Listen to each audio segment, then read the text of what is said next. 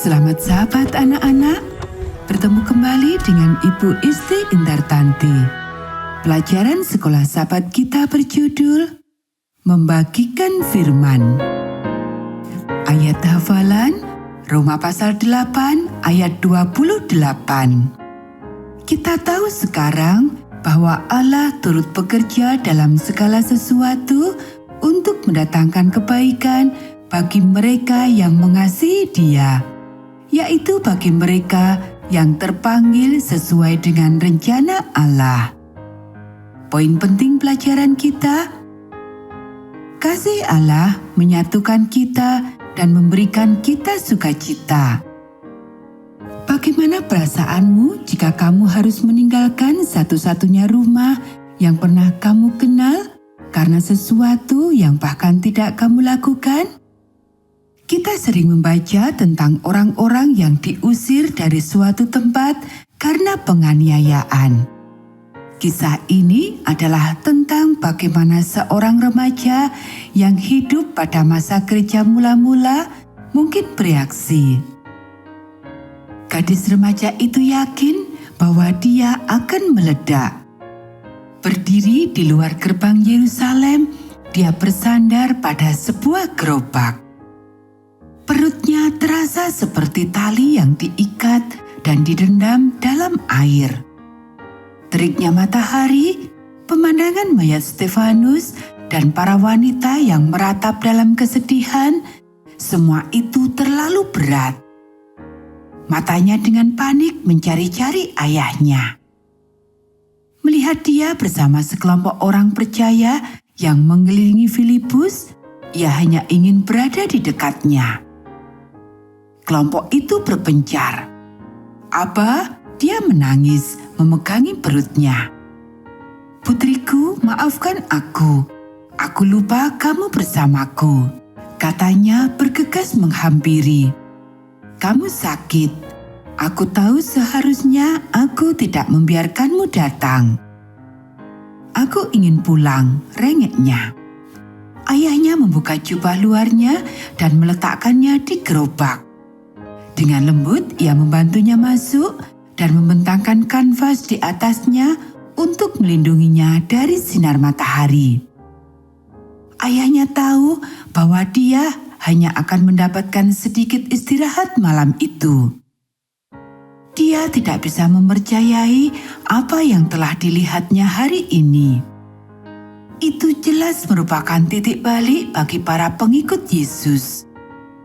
Dia mulai memahami betapa marahnya para imam terhadap orang-orang percaya. Saulus, seorang Farisi muda yang bersemangat, juga ada di antara orang banyak. Meskipun ia tidak mengambil begitu banyak kerikil, Saulus adalah seorang pengamat yang penuh perhatian terhadap peristiwa pelemparan Stefanus. Ketika mereka sampai di rumah, sang ayah berjalan ke belakang gerobak untuk membantu putrinya. "Merasa lebih baik?" tanyanya. Dia hanya tersenyum padanya. Kepala dan perutnya terasa seperti miliknya lagi. Tiba-tiba dia mendengar seseorang memanggil nama ayahnya. Pria itu terdengar cemas dan terengah-engah. Dia merasakan perutnya mengencang lagi. "Putriku," panggil ayahnya. "Ya ayah," jawabnya. "Bawakan tamu kita air. Kita akan bertemu di sini, bukan di rumah Filipus." Ketika semua orang telah tiba, ayah memperkenalkan pria yang ia dengar berbicara sebelumnya.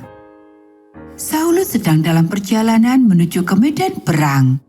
Ia sudah pergi dari rumah ke rumah untuk menjebloskan orang-orang percaya ke dalam penjara. Kata pembicara, "Ia telah bersumpah untuk memusnahkan kita."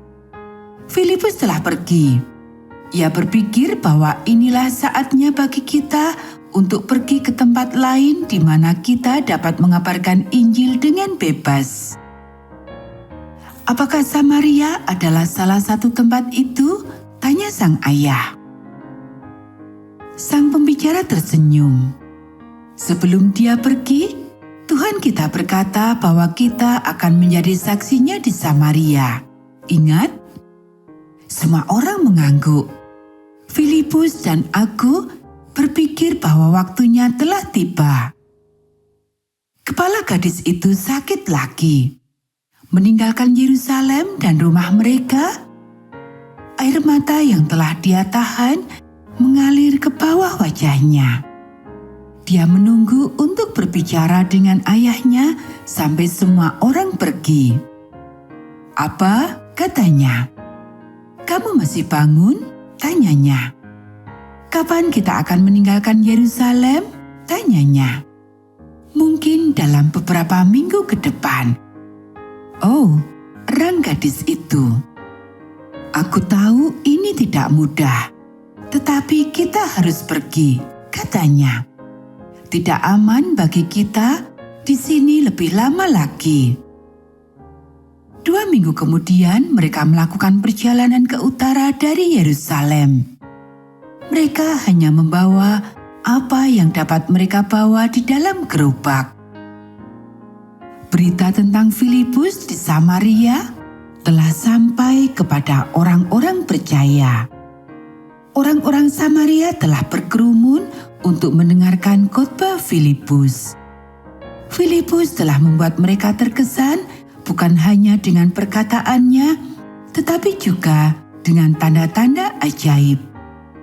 Ia telah menyembuhkan orang sakit dan mengusir roh-roh jahat, meyakinkan orang-orang Samaria bahwa Yesus adalah Mesias yang dijanjikan. Sekarang anak perempuan itu dan ayahnya pindah ke Fenisia. Tempat itu begitu jauh. Tempat itu baginya seperti ujung bumi. "Kamu tahu," kata ayahnya, "ibumu pasti akan sangat senang." Gadis itu mengangguk. Sebelum ibunya meninggal, ia telah berjanji kepada suaminya untuk menyampaikan kabar baik ini kepada keluarganya di Fenisia. "Kita mungkin seharusnya pindah ke Tirus sejak dulu," lanjut sang ayah. Gadis itu berpikir tentang rumah yang telah ia tinggali selama hidupnya. Ia membayangkan wajah-wajah teman-temannya yang tidak akan pernah ia temui lagi. Kemudian pikirannya beralih kepada keluarga ibunya untuk menyampaikan berita tentang Kristus yang telah bangkit kepada mereka. "Kau tahu, ayah," katanya. Ayahnya berbalik dari tempatnya berjalan di samping keledai mereka dan menatapnya. "Aneh bukan?" lanjutnya. "Penganiayaan yang begitu mengerikan ini telah membawa sesuatu yang baik. Benar kan?" Senyumnya mengatakan, "Ya."